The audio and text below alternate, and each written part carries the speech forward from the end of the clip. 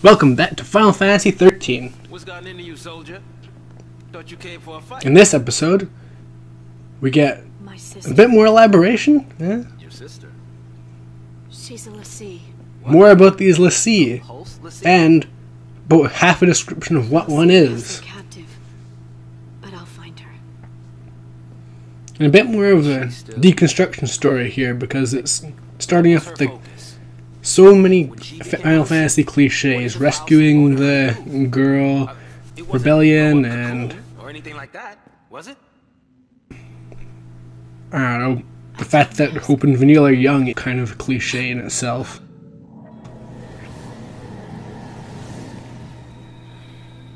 So I don't know, I kind of feel like this opening is a weird kind of half love letter to Final Fantasy history, but maybe I'm just overthinking things.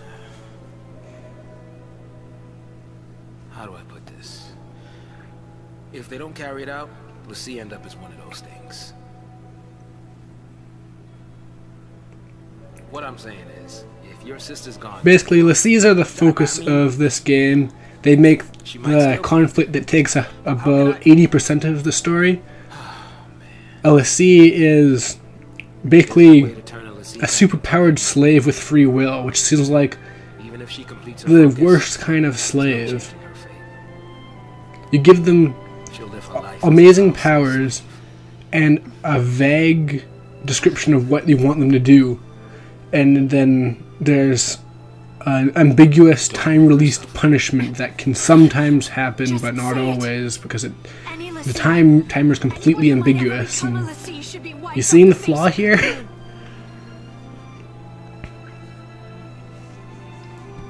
Anyways, this conflict starts off, but it doesn't really actually pay off. Now I think about it, I'm going over it. I don't have this game memorized by any means, but still, I don't think it goes anywhere. I'm pretty sure that it's never brought up, and they never reconcile this.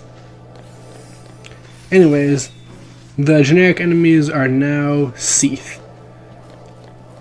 That's all there is to them right now. They're creepy enemies, but they have no defining characteristics besides that at this point.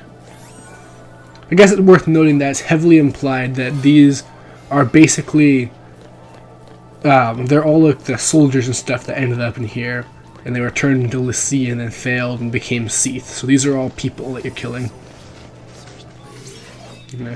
Excellent. Still avoid fights. These things can't even drop useful items. They drop things like XIII tears and stuff, which at this point can't even do anything, but by the time you find a use for them, not even that good. So yeah, don't really want to bother with that. And this is a new XIII type, a Ghast. They're heavy hitters, and they have one attack. They can cast fire, and it is devastating. Be very careful. The normal attacks are nothing. You don't have to worry about them at all. If you're unlucky, fire can be really devastating. It does almost 80 damage, and considering you have 250 if you equip an accessory that increases your health. But yeah, like look at this. Lightning is almost in range of dying at this point. And yeah, and later on you're going to encounter more than one at a time. So yeah, just be very careful. You want to be ready to heal whenever fire's around, because it can be devastating.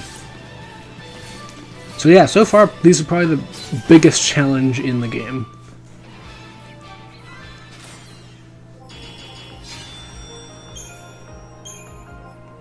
Yeah, you want to be careful with them.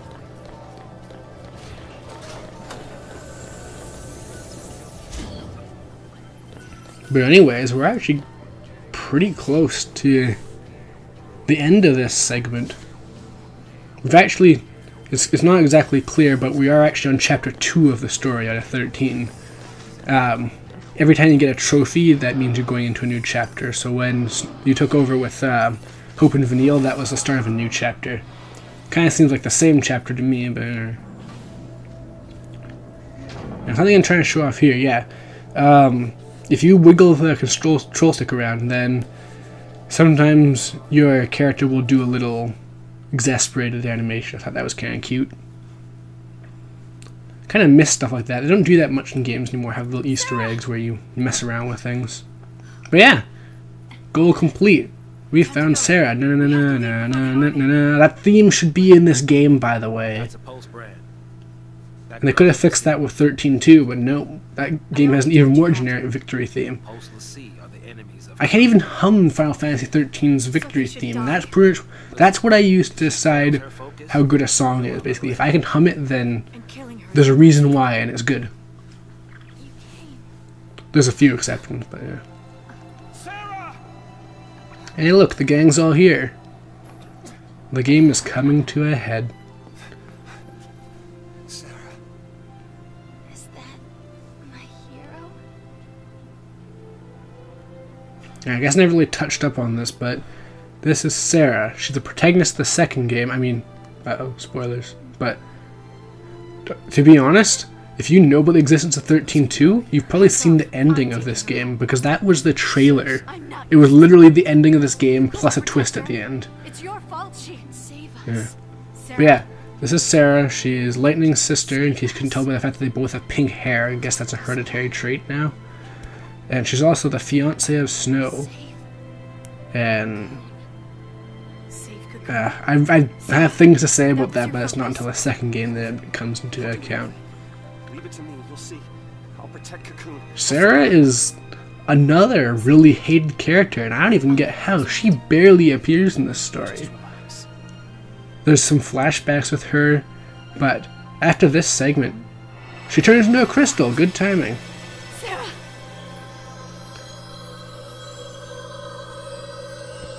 And I gotta say, if there's anything I can say to advocate this game's graphics, it's this particular part. Anything involving crystals, it looked amazing. I love the crystals in this game.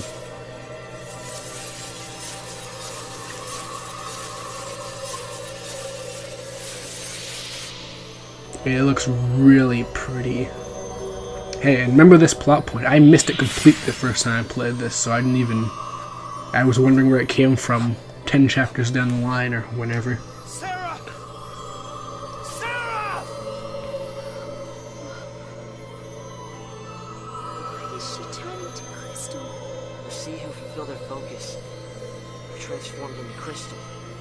But yeah, so there's the filling in of the whole fal'cie thing. They get superpowers, and then they get an ambiguous message of what to do based on the fal'cie that turns them to a fal'cie. And then if they do it, they turn into a crystal. And if they fail, they turn into a XIII. So not terribly good motivation. Seriously, fal'cie are one of the stupidest things, if you stop and think about it, or don't really. Like, why not just, like, of all the things that happen, you give them superpowers, you give them an ambiguous vision, you can turn them into completely different forms of existence, and yet you can't make them just do it? No, you have to give them an ambiguous clue on what to do, and then just set them out to do it? I don't know, it just seems stupid.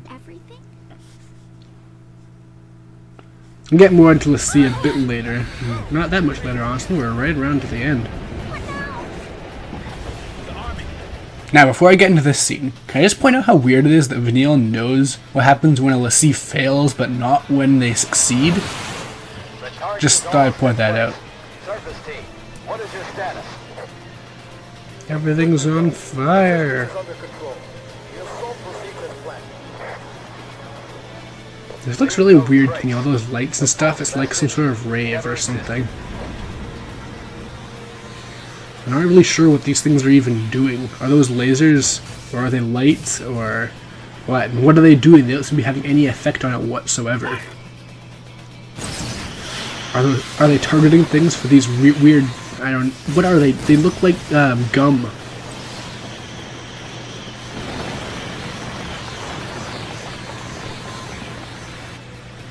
Are they like applying acupuncture to it? It's a very ambiguous scene in my opinion. Maybe I just don't know enough about demolition of mechanical gods.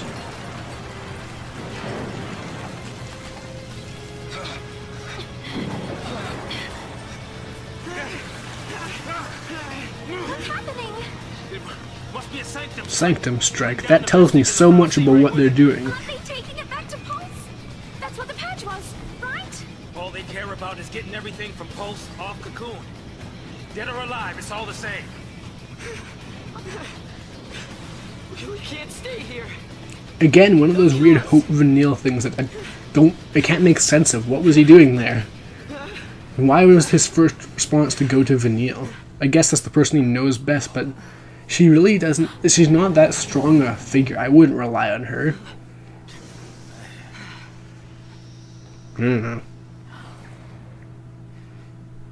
I'll be right back. Hold on. Yeah, that's not ominous at all. The random gate opens. Day with the fal'cie. Got some things to talk Oh, about. Snow, you're cheating on Sarah. You're gonna ask it to help her? Are you out of your mind, kid? That thing wants to chew us up and spit us out. Well, what do you want me to do? The guitar means this is a serious scene.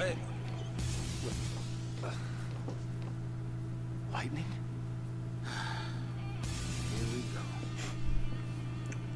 It strikes me that this could easily be the final scene of another video game.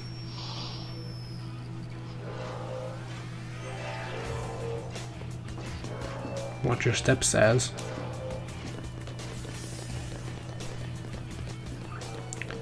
So yet before continuing into that place, there's one more Seath to show off. And also flying enemies. I didn't really talk about this, but they're really hard to actually initiate battle with. It's really kind of a pain. Because you basically have to rely on them doing it, which also makes preemptive strikes kind of hard to do. Anyways, Whites. They're flying versions of all the other enemies, because the only defining characteristic out of every enemy so far has been the ones that shot fire. Everything else is just they physically attack you. There's no defining characteristics whatsoever for all like that half dozen enemies shown so far.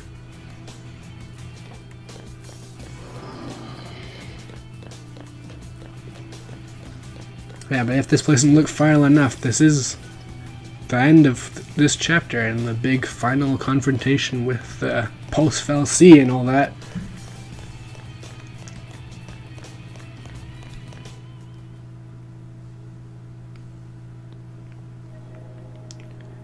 In fact, this is the first real boss now. fal'cie.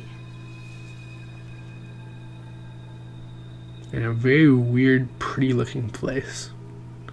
Full of lots of overly designed things. Crystal now. You gave her a focus, and she did it. You got what you want. Now let her Yeah, go. Sarah's turning into a crystal is kind of weird, but I don't think I can talk about that without spoiling things. Please. And yet Turn her again, back.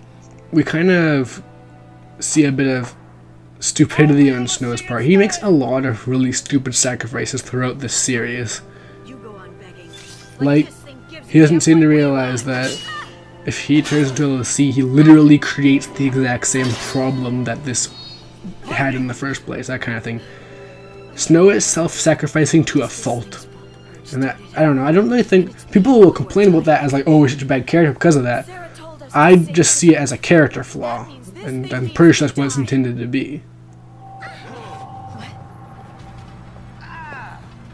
But it's waking up, and that means, whoa, lens flare. Is that Bloom? So yeah, it grows 2 arms, and gears start whirring everywhere, and everything happens. And this is why HD development is so difficult, because they have to make all this stuff. Like, look at all the moving parts in this scene. Like, someone had to animate all of this stuff, and make all these HD models, and all these special effects, and all kinds of stuff.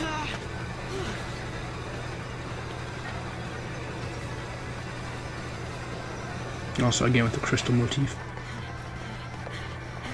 But yeah, look at all the moving parts right here. Gears and pistons and all kinds of crazy stuff. I like how Hope could have gotten out if he hadn't stopped for a few seconds to look around at all of the beautifully rendered graphics. You really think you can kill a fal'cie? I'm doing Yes. this for Sarah. First boss, kill a god. Perfect.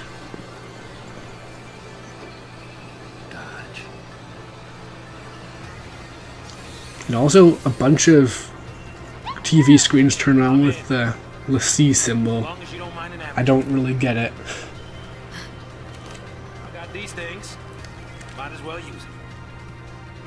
Thanks. And I really had to explain why Saz is fighting either, honestly. They could have just started the battle. Anyways, boss. If you attack Anima, much like many first bosses in many Final Fantasy games, it'll counterattack and be really powerful. What you have to do instead is destroy its arms, or manipulators as they're called. They go down really easily, and then you can attack Anima for a short time. So it initiates regeneration to grow those arms back. Now, Anima has a stagger gauge, but you almost definitely, in fact, I'm 100% sure it can't be staggered. It has a 300% stagger threshold. And look how fast its health is going down. But yeah, unfortunately your AI partners are not smart, so they're going to attack Anima as long as it's still targeted, which can lead to a counterattack that hurts you. But all in all, this is the first boss, really, and we're 2 chapters in, and it's not complex. In fact, I'm pretty sure you could beat this boss without taking out the arms. It's pretty forgiving. You'd have to heal, but that's about it.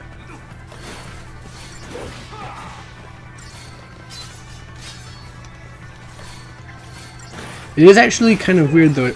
The regeneration sequence is shorter than you'd expect. So that's something to look out for, I guess. You're going to want to cancel your attacks once the arms get back because they counterattacks.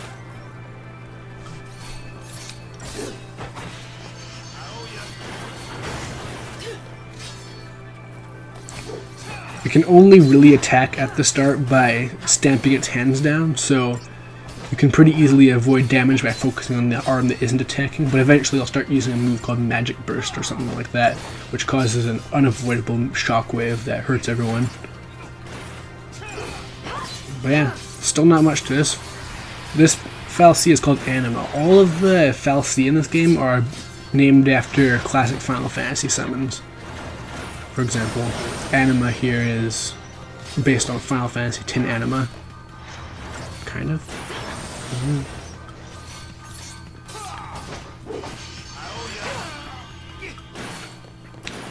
They're also all robots now.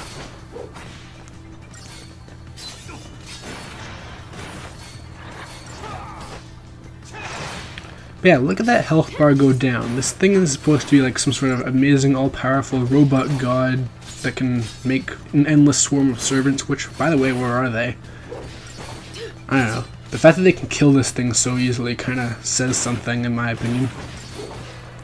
Because yeah, okay, games have to scale the difficulty to whatever you're at, but they could have done something to make it seem more powerful, but then these are just ordinary human beings, so, yeah. Well, who would have thought, oh, that's so pretty. But yeah, who would have thought killing God would have ramifications? Ramifications of the laser kind. What's going on? Seriously, I love CGI crystals.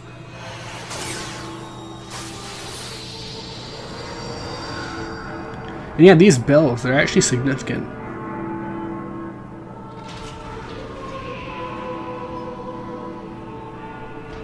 Why are they significant? I'm not gonna say. That's really late, spoilery stuff. Anyways, now it shoots tentacles that burn brands onto everyone. No, I'm not gonna make a Japan joke.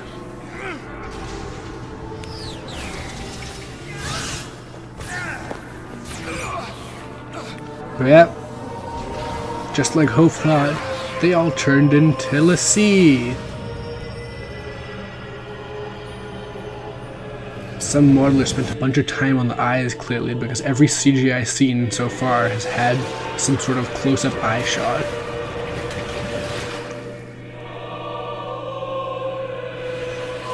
But this is leading into one of the most visually amazing parts of the game, I gotta say.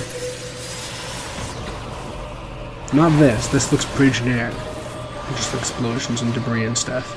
What comes after, though, is really, really cool. But I'll get to that when I get to that. In the meantime, pretty CGI explosions and shaky cam. And crystals! More and more crystals! This is a Final Fantasy. But yep. Turning them into fal'cie made everything crystal. What does this affect?